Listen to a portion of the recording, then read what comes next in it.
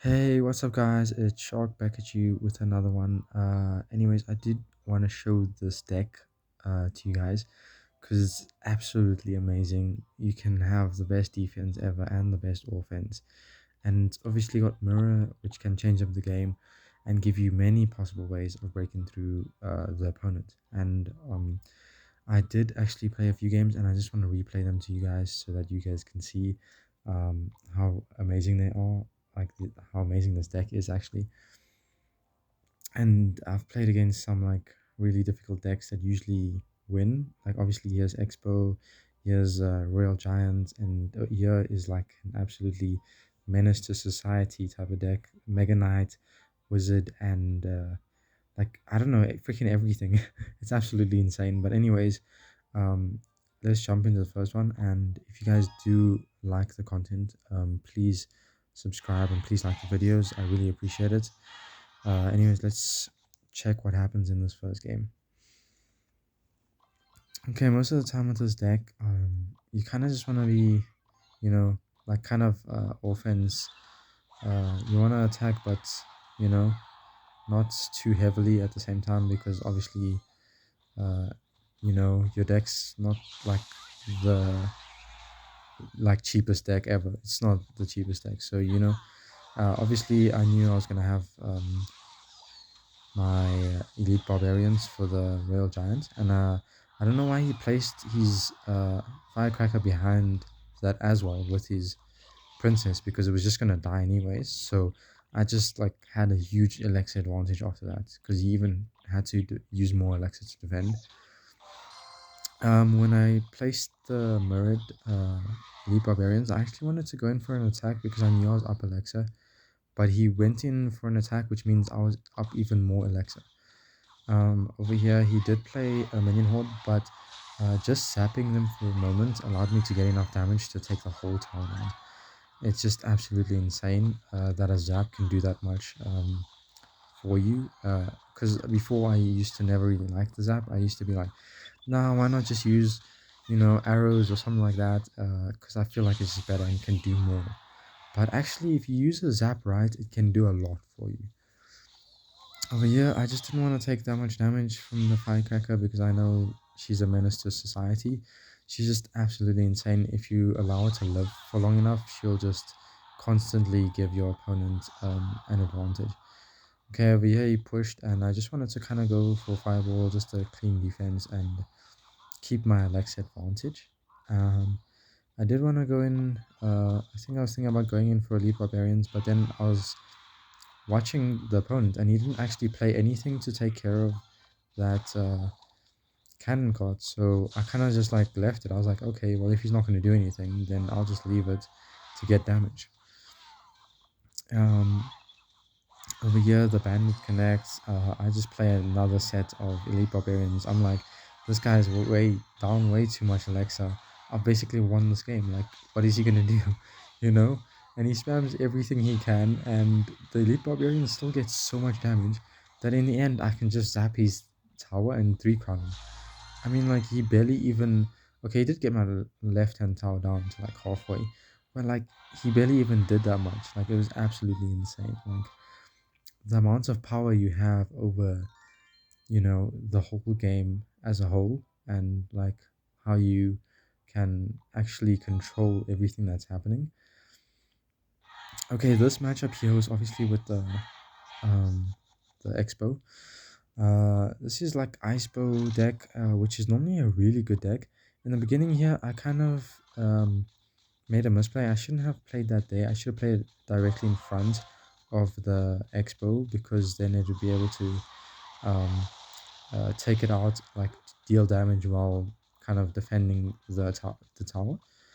And then I played my lead barbarians, and he did use his rocket, and because of that, I was up a little bit of Alexa, like one Alexa, as you guys can see, and I thought like I might as well go in for a push to kind of see what else he's got up his pocket, and I obviously went for a heal spirit just because you know heal spirit like can change up the game because if they don't really deal with it right, then it can end up getting a lot more damage. And that placement for the bandit is usually good against Valkyries that are kind of, oh my, I guess the connection got lost there. That was odd. Um, okay, let's get back into that. Let's quickly. Sorry about that, guys. I really that sucks. I didn't mean for that to happen. Okay, cool. Let me just quickly. I'll just speed it up a bit and get back to where we were. Okay, what is it? That day connect. Then I went in for a push. Yeah. Okay, then the bandit. Okay. Okay, he does skillies to try and take care of that bandit, but it ends up actually still taking, I mean, hitting the tower. Over here, I did place the cannon in the right spot, and then I fireballed because the ice wizard was tanking. So I did take care of it, and I mean, it does connect still, but like not by much. So he is in the lead over here, and I kind of was worried because Rocket is a really good defense, but I mean, obviously, I still do have Mirror, but I don't even have it as like it's a trick up my sleeve because I already showed him in the beginning. So sometimes with this deck, it's good to just kind of leave things like don't use your mirror till like later on because then it can be an ace up your sleeve that the opponent just won't actually see coming. Okay, so he cycles skellies. I was just waiting for him to go for his expo, and then I went for elite barbarians, and then I also used the bandits to try and dash onto it and do as much damage as possible. And as you can see, the one of the elite barbarians went to the tower, and I basically take his whole tower here because like everything kind of just lined up perfectly. I'm up so much Alexa over there that I was actually leaking. I didn't know like what to do because I'm not used to being up this much Alexa. Like inside a game on ladder, like ladder's normally like cruel to you. And like as you can see, this guy's got like level 14 um, stuff and level 12. You know, he's got high level cards. But we do outplay him. Like it's just amazing how we actually went through and kind of broke down his whole tower over there. And at that point, he just gave up. He was like, "Well, I ain't winning this anymore." So I just went ahead and three crown because like what else you supposed to do, man? Gotta take out his misery. You know, don't let him feel that pain. You know, because I understand what it's like.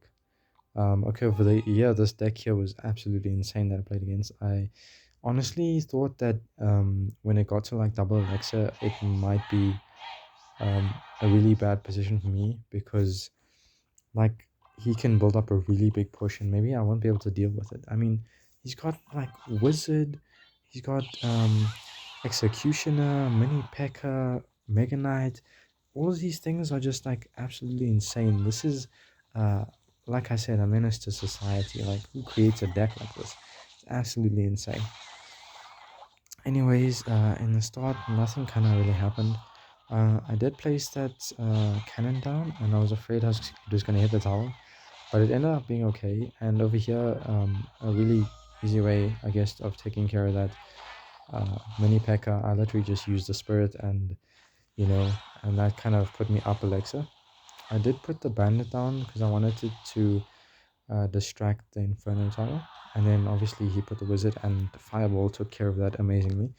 So I'm kind of up Alexa, but not really, kind of one Alexa up. Anyways, so I kind of want to push because obviously I haven't gotten any damage yet. And over here again, the zap coming in clutch, stopping them for like a split second, allowing me to actually get some damage. And then I didn't really have to deal with that, but I put down the Evas anyways because I knew it was going to kill that and tank for the Executioner. Um, Over here, obviously, uh, he is up one Alexa, but he is leaking as well, so it's not a bad situation. As you can see, like everything is just a pretty much clean defense. Most times I use cannon card to try and stop the mini P.E.K.K.A or even the Mega Knight, because it's just such a good card. At first it's just um, a normal unit, and then it becomes a tower, and that there is what makes it so unique. Over here, obviously just zap, and then the E-Wiz takes care of that completely, even though it's level 14. And like all of these cards also, like, high level 13, 14. And over here I'm up a lot of Alexa, but I was leaking, so don't know if we can really count that as up Alexa. And I go in for a pretty big push here. I honestly thought I'd be able to break through because that bandit did a lot of damage. But he has a lot of splash damage, so it was a bit difficult.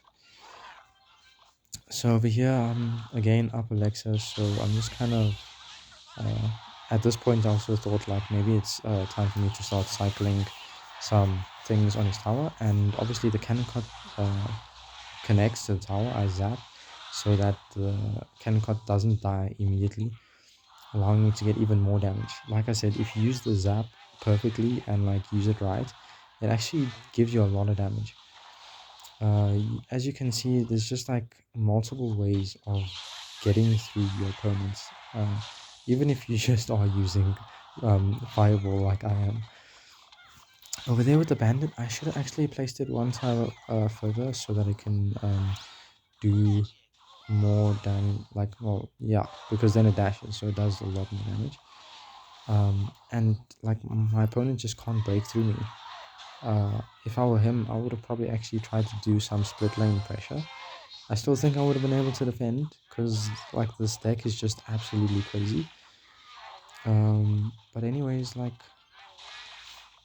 as you guys can see, it's just absolutely insane. He can't break through, and his deck's absolutely insane. It doesn't make sense. He can build up a really big push and actually do something crazy, but I don't even give him the chance to do so. Like I always kind of attack if he's not doing anything, or play something in the back, so that like it kind of forces some Alexa out of him, so that he can do some like use his Alexa as well. I feel like I am doing a lot of explaining, but I like really want you guys to understand this deck and like why it's like making me so happy that you can defend something like this here with your under level cards and still end up winning. Like it just doesn't compute. It doesn't make sense. It shouldn't make sense, but it does make like it just works. Like so anything can happen, And I had so much fun playing this deck. Um and this is on ladder. Like I mean, on ladder is normally like freaking crazy. If you don't have upgraded cards, you just lose. That's it. But I mean, over here, as you can see, like, I mean, obviously it went all the way down to tiebreaker, but I still ended up winning. I still won. Like, I don't think you guys understand how amazing this is. Okay, guys, well, I mean, there's the deck, and I mean, I played against three absolutely insane decks that should probably be able to wreck me completely, but I still end up winning. So I hope you guys enjoy the video, and I'll check you guys next time.